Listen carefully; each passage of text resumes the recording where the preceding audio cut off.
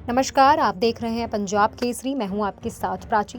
Samajwadi party के नेता स्वामी प्रसाद मौर्य ने एक बार फिर से विवादित बयान दिया है। उन्होंने साफ शब्दों में कहा है कि हिंदू एक धोखा है। आइए आपको पहले सुनाते हैं कि स्वामी प्रसाद मौर्य ने आखिर क्या टिप्पणी करी। सन 1931 की जाति जनगणना के आधार पर मात्र 3.5% ब्राह्मण है, 3% क्षत्रिय है, 1.5% वैश्य है।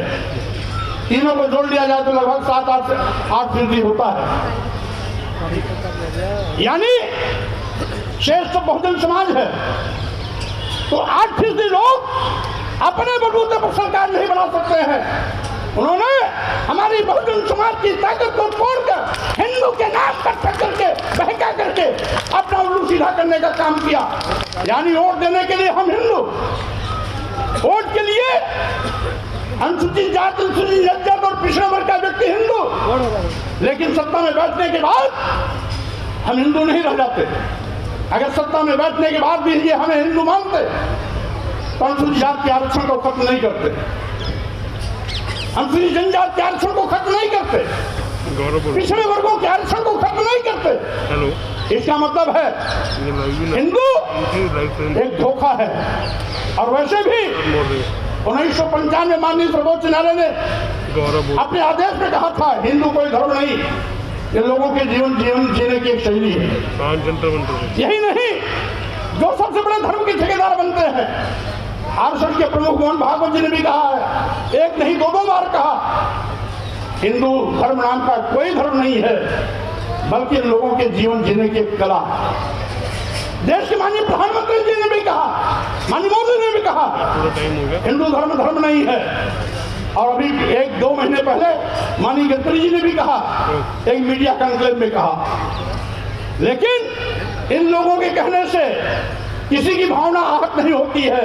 अगर स्वामी प्रसाद मौर्य कह देते हैं हिंदू धर्म नहीं है बल्कि एक धोखा है, और जिसे हम हिंदू धर्म कहते हैं वो कुछ लोगों के लिए धंधा है।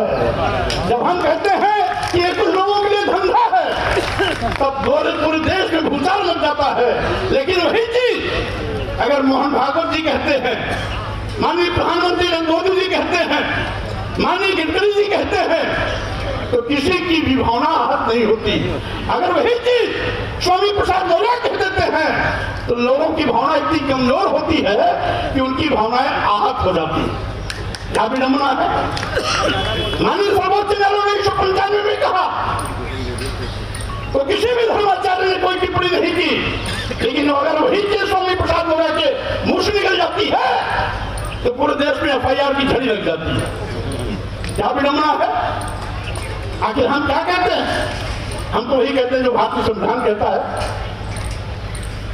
अनुच्छेद 14 में सबका स्पष्ट है कि धर्म, वर्ण, जाति, लिंग, जन्म स्थान के आधार पर किसी के साथ कोई भेदभाव नहीं किया जा सकता। अगर भेदभाव नहीं किया जा सकता तो सत्ता में बैठे हुए लोग आज खुला हमारे साथ सत्ता व्यवहार क्यों कर रहे हैं? भारतीय संविधान द्वारा दिया गया अधिकार छीनने का पाप क्यों कर रहे हैं? आरक्षण खत्म क्यों कर रहे हैं? संविधान को निष्प्रभावित क्यों कर रहे हैं? लोकतंत्र को खत्म करने का दुस्साहस क्यों कर रहे हैं? और यही नहीं, ये तो देश को बेचने का भी पाप कर रहे हैं। साथियों, आज सही मायने में जब से डबल इंजन की सरकार वाले आए हैं, सरकारी नौकरियां गायब हो गई। आज देश के नौजवान बेरोजगारी का दंड झेल रहे हैं। करोड़ों नौजवानों को आज बेरोजगारी का सामना करना पड़ रहा है। उनके सामने रोटी का संकट है, उनके सामने पेट की रोटी की भूख है। अभी पार्लियामेंट में जो घटनाक्रम घटित हुई वो भाजपा के सांसद के पर्ची पर ही उनकी प्रवेश हुई थी, लेकिन उसके बावजूद भी उन लड़कों ने जो भी किया सदन के अंदर और बाहर, ये हो सकता है तरीका उनका गैर कानूनी रहा हो, अलोकतांत्रिक रहा हो, संविधान की मर्यादा के विपरीत रहा हो, लेकिन जो बात भर के आई है उसके आगे भी कहीं न कहीं बेरोजगारी रही है, उनके पेट की भूख रही है, वो रोटी की तड़पन रही है, जो पानी आगे इस तरह से करने के लिए उनको मजबूर किया है। और इसीलिए मैं कहना चाहता हूं, आज ये हकीकत है कि आज देश का करोड़ों नौजवान बेरोजगारी के नाते दुखी है, पीड़ित है, रोटी की भूख से बिलबिला रहा है।